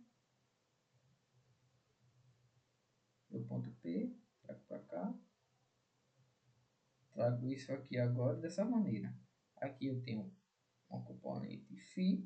Aqui eu tenho agora uma componente θ. Pronto. X, Y, Z. É isso que eu estava tentando retratar tridimensionalmente. Então, dessa maneira, eu consigo fazer com que eu consiga descrever esse problema tridimensional, em um caso esférico, de uma forma bem simples, que é justamente trabalhar com o meu plano x, y, z para essas duas seções. A seção do plano x, y, eu troquei a coordenada aqui.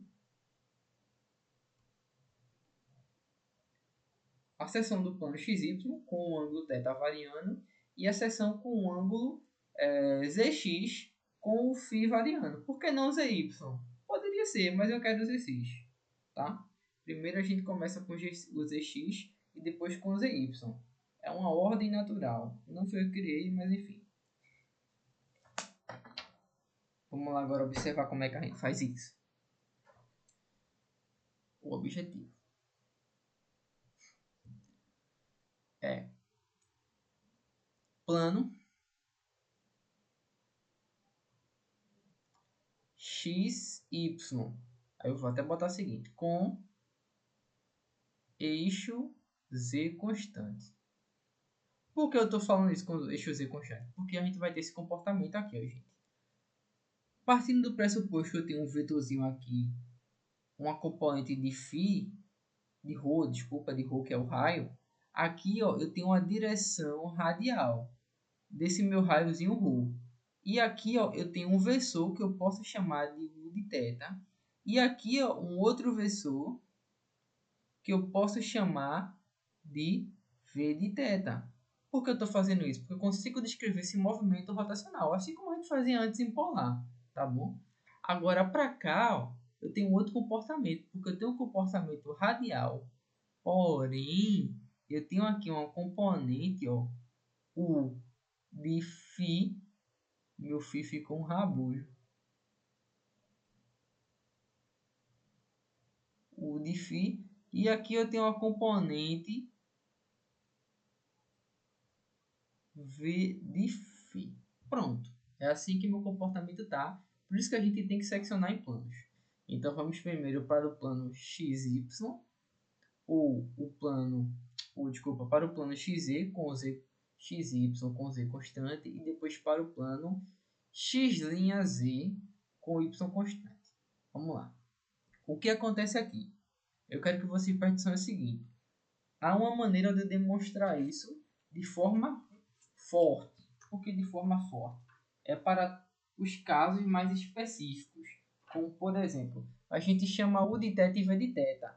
Mas o que a gente está querendo dizer aqui, ó, que ele é só um deslocamento do vetor x. Então, quando eu digo aqui, ó, é de x', eu me referencio ao meu u de θ. Quando eu digo é de y', eu me referencio ao meu v de θ. Beleza? Quando eu digo é de z', eu estou me referenciando a outro vetor. Por que eu estou querendo que vocês observem dessa forma? Porque fica claro quando a gente está querendo observar o comportamento de x rotacionado. Porque, por exemplo, vamos supor que eu queira observar esse comportamento aqui para o plano xz com o plano xy, toda vez eu falo xz, o plano xy com z constante. O que eu estou observando graficamente? Eu estou vendo isso aqui, ó, minha gente. Meu z está constante, porém, ó, tudo está sendo rotacionado em relação a ele. Isto é, agora, melhor, antes eu tinha isso aqui. Antes era isso que eu tinha, como está aqui no desenho. Porém, agora o que é que eu tenho? Eu tenho isso aqui, ó.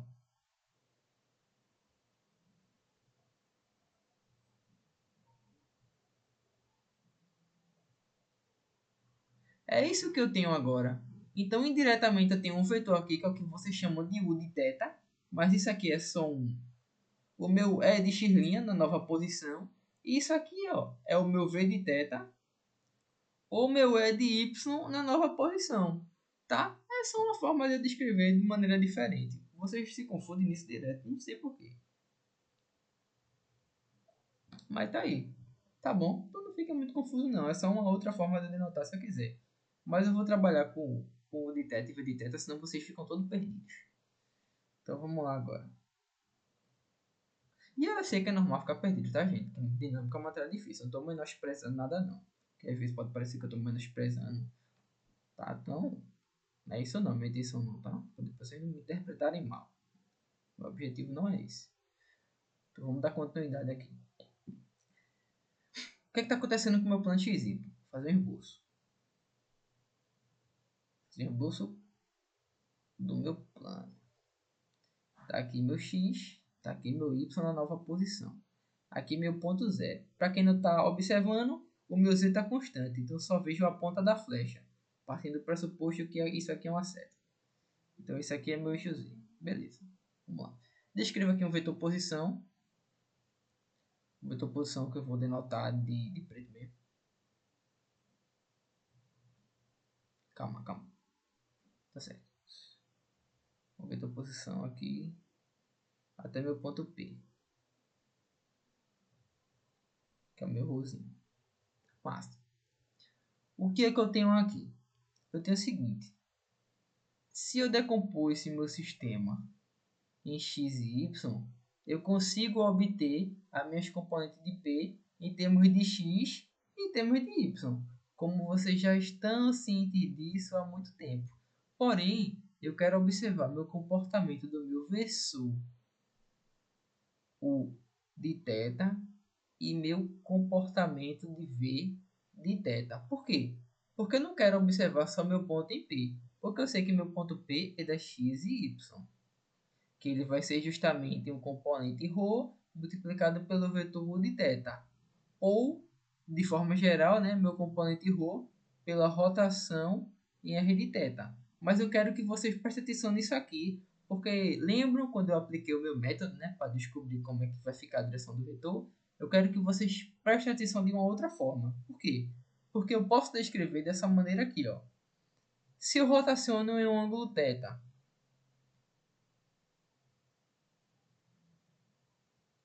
como é que vai ficar meu sistema? Meu sistema ele vai ficar dessa maneira daqui, ó. Vou copiar e colar, né? Porque depois quem quiser esse material não fica com coisas faltando.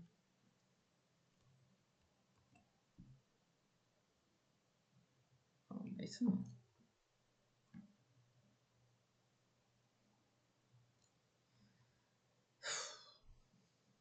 Paciência.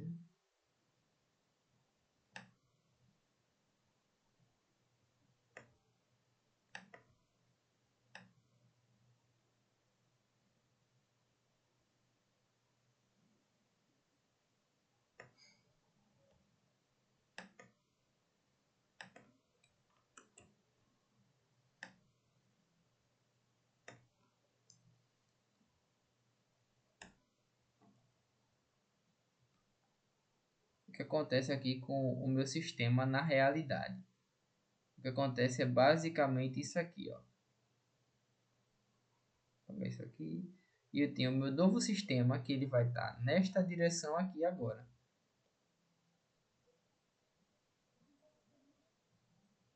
Isto é, aqui é meu novo y, y', aqui é meu novo x, x', tá bom? E olha que coisa interessante.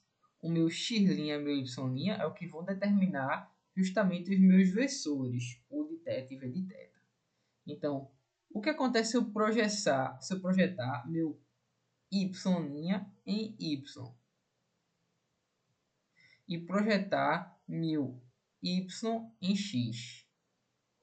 O que acontece se eu projeto meu x' em x? E se eu projeto meu x' em y? Vamos lá agora. Meu x projetado em x, ele vai ser como? Meu x' projetado em x, ele vai ser o quê? Cosseno de θ em x. Vamos lá. Meu x' projetado em y. Aqui é positivo. Então, é mais seno de θ em y. Aqui, ó. Para quem não percebeu, esse aqui é o meu componente de x' em x. Isso aqui, ó, x' em y. Dificuldade nenhuma. Quero projetar agora meu y em x. Quem é meu x, meu y, desculpa, meu y' projetado em x. Ele é uma componente, mas gente, esse aqui é meu ângulo de variação, tá? Pode se perder de novo.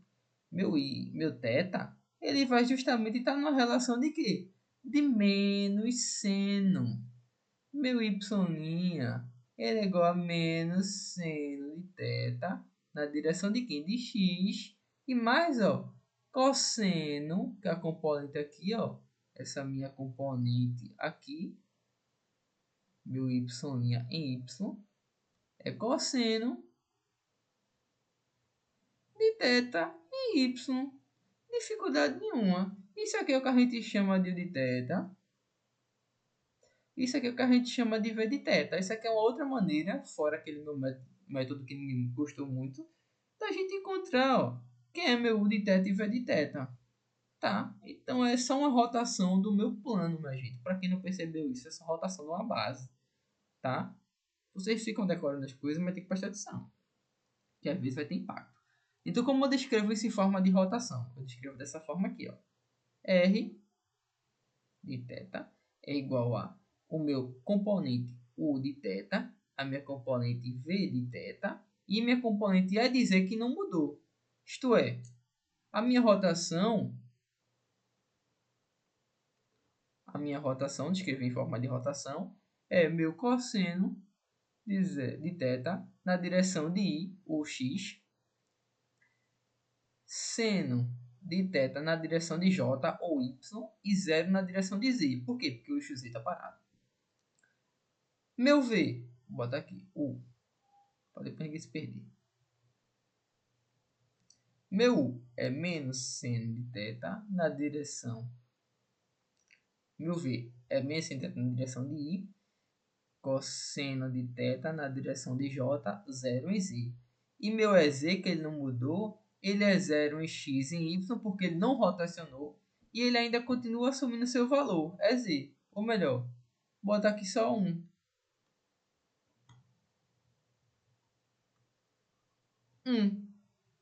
Em termos de I, em termos de J, em termos de K. Acabou, minha gente. Dificuldade nenhuma para montar isso. Essa aqui é a minha rotação em termos de quê?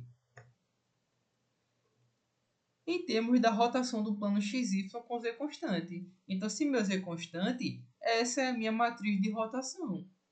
Agora, olha que coisa interessante. O meu P, ele vai ser multiplicado pelo meu ρ, que vai determinar o comprimento, pela minha rotação em θ. Legal. Agora vamos pegar o seguinte. Quem é o meu outro plano? O meu plano Agora é o seguinte, com y constante, o meu plano x' z com y constante, y' constante. O que isso significa? Isso significa o seguinte: após aquela rotação,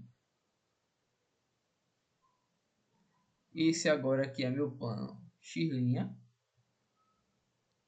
esse aqui é meu z, esse aqui é meu plano y'.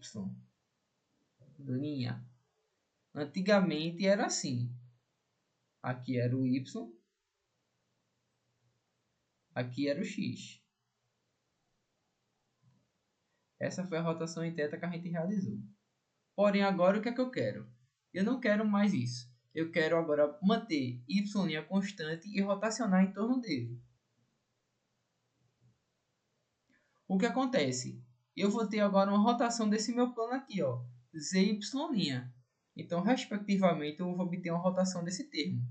E como será esta rotação? Essa aqui é a graça. Então, a minha rotação é a que vamos expressar agora. Vou montar agora meu plano.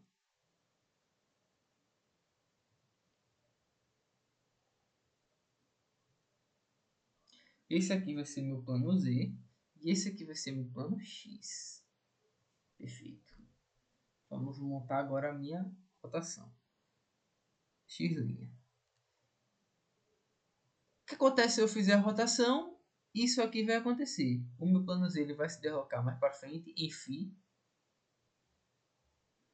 E o meu plano Y vai se deslocar mais para cá em um ângulo φ. Então aqui é o meu plano x duas linhas, aqui é meu plano z'. Perfeito. Como é que eu descrevo isso? Vou fazer uma decomposição. Então vou decompor aqui para observar meu comprimento. Melhor, não preciso disso. Vou decompor aqui. E só. Vamos lá. Tenho aqui um valor. Tenho aqui um valor e tenho aqui outro valor. Bom, esse aqui, ó, é o meu valor, o seguinte. Isso aqui é meu componente z' em z. Isso aqui é minha componente z' em x'. Isso aqui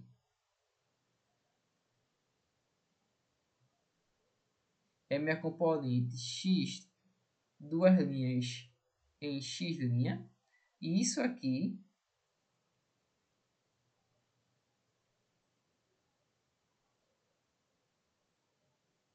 é minha componente x duas linhas em z. Vamos montar agora isso aqui. Como é que eu descrevo esse meu vetor? Eu descrevo dessa forma. Meu x duas linhas, ele é igual a minha componente em x. Vamos lá. Descrever de forma geral para ver se vocês pegaram a ideia. Meu x duas linhas, ele vai ser o seguinte. Ele vai ser o meu x duas linhas aplicado em x. X'. Isto é, cosseno de φ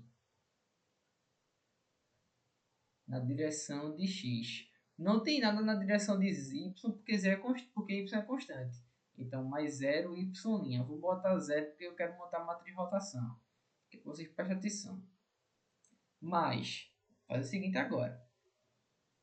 Minha componente de x' em z menos seno de φ em quem? Z. Ok. Quem é meu z duas linhas? Vou fazer a mesma coisa. Minha componente de z em x'. Como aqui é o cateto oposto, é seno de φ em x. Não tem nada em y, porque y é constante, mas é o y', porque aqui meu y está constante. A gente vê ele como ponto, uma ponta da flecha. Mas minha componente agora é horizontal, que é meu z' projetado em z. Isto é, cosseno de φ em z. Para quem não percebeu, isso aqui é basicamente um vetor. O de φ, que eu descrevi lá em cima. Isso aqui é meu vetor V de φ que eu descrevi lá em cima também. Uma outra forma de eu denotar. Não mudou nada, minha gente. Então, quero descrever minha rotação. Minha rotação em termos de φ. Como é que eu fico? Fico com meu U de φ, V de φ, desculpa, U de φ, Y', porque meu Y agora está constante, e meu V de φ. Pronto, agora está aqui deslocado. Tem o seguinte, U de φ, cosseno de φ, 0 em J, mas tem menos seno de φ em K. Meu y não tem nada em x e nem em z porque ele está parado. E só tem 1 porque ele está constante. E meu v de φ, ele tem seno de φ 0 em j. Então aqui é termo de I, aqui é termo de j, aqui é termo de k. Para quem ainda não se habituou. E aqui ó, é cosseno de φ. Vamos para as monitorias presenciais que a gente tira essas dúvidas cara a cara, tá, minha gente? Que vocês não estão nem conseguindo ir para a monitoria virtual, aí eu pego e gravo. Espero que 5 minutos ninguém tá, fecho o áudio e vou continuar a gravar aula sozinho. Tá, então beleza. Meu P, por exemplo, aqui, em termos só do plano XY, é o meu ρ multiplicado pela minha rotação e φ. Mas não é isso que eu quero. Eu quero o meu P para todos os casos, que é o P esférico. Como é meu P esférico? Meu P esférico ele é igual ao meu ρ multiplicado pela rotação em θ multiplicado pela rotação em φ. Se eu tivesse mais uma outra rotação, que é o caso super expandido, aí eu teria mais uma outra rotação. Para o plano, com agora o que? A gente manteve z constante, né? Depois manteve y constante, mas agora com o x constante. Aí seria tipo, eu rotaciono esfericamente e tenho um aperto de parafuso. Essa seria a interpretação física. Mas eu não vou entrar em detalhe agora nisso. Mas para quem quiser ver, ó, eu disse que não entrar em detalhe, mas eu não fico parado. Ângulos de Euler.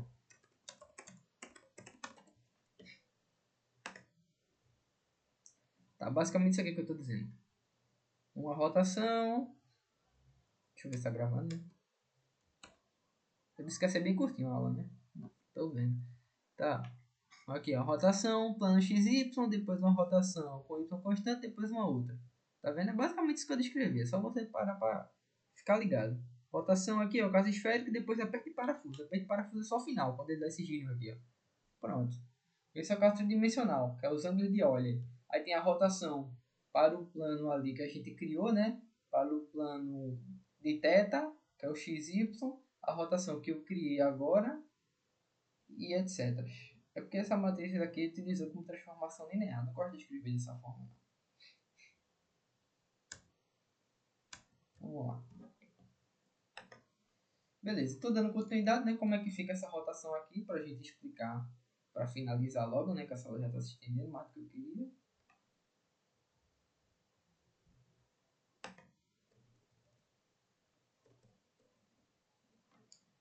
A gente vai multiplicar agora o R de θ pelo R de φ. Tá? Então isso aqui é basicamente cosseno de θ seno de θ 0 menos seno de θ cosseno de θ 0, 0, 0, 1 multiplicado por cosseno de φ 0 menos seno de φ. Cadê isso?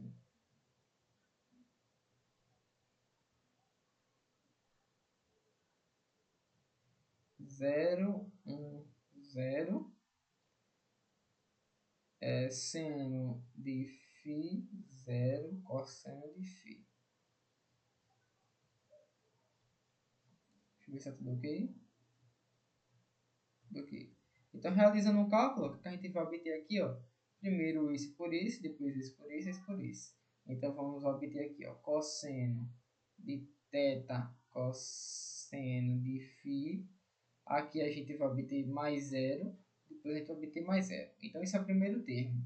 O segundo termo, que é isso aqui aplicado a essa equação. Vamos lá. Então, aqui a gente obtém zero menos seno de θ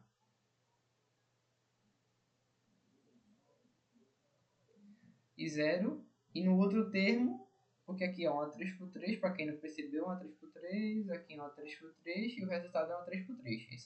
Então isso aqui é o A1, esse aqui é um A12, agora é o A13. O A13 é cosseno de θ seno de φ. 0 e 0. Pronto. Vamos para o A21. O A21 é cosseno de θ cosseno de φ é 0 e 0. Vamos para outra linha, o A22. O A22 é 0 cosseno de θ e agora 0. A terceira linha é seno de θ cosseno de θ seno de φ.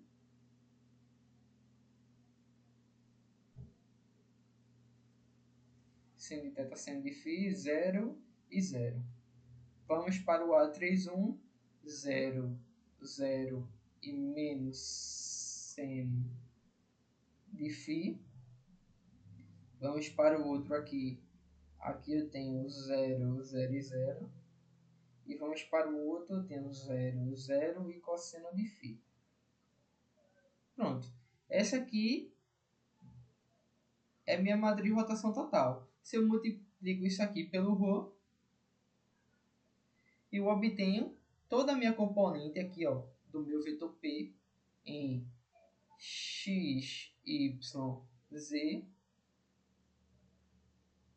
em termos de ρ, rotação total. Rotação total em termos de θ e de φ. Para quem não percebeu, isso aqui é um termo bem conhecido. Para quem é de Félix, eu acho que ele bota isso aqui só como LR. E ele exclui esse sinal negativo, porque é por convenção, ele não gosta muito, não. Então, nos livros você deve ver o negócio seguinte. X igual a cosseno de θ cosseno de φ vezes o ρ, ou ρ na frente.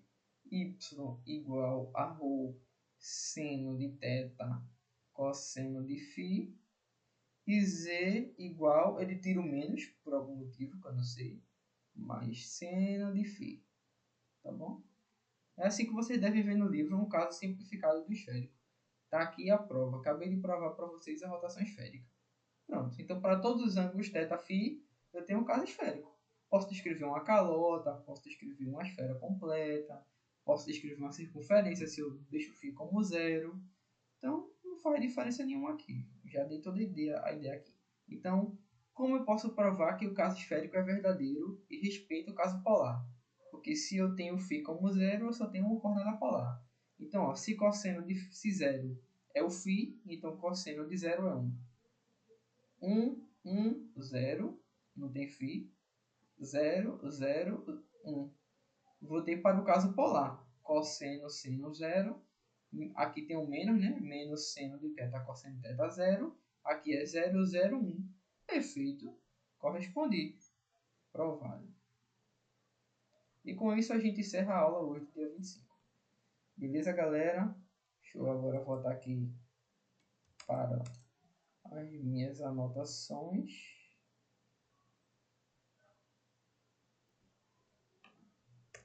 E é isso. Então, obrigado pela aula, gente. Valeu. Foi um prazer.